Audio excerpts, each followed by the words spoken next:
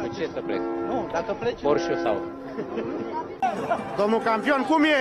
Cum e drumul? Frumos, drept, până acum e drept. Care a fost vorba cu ochelarii de soare noaptea? Așa se poartă, nu? Așa se poartă. Eu acum văd bine, pentru că nu sunt fumurit.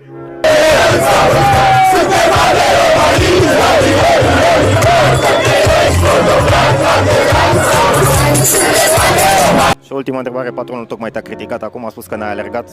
Așa, și nu este prima oară, nu e nici ultima. Ce De procedee. Tu, ca jucător, cum crezi că arată antrenamentele? Cum îi răspunzi? Nu pare să te bucuri așa. Ba da, mă bucur în sinea mea, normal. În sine, dar nu Păi, ce vezi să rup peretele? crezi că există vreo echipă care să dea 3 milioane în acest moment pe tine? Da.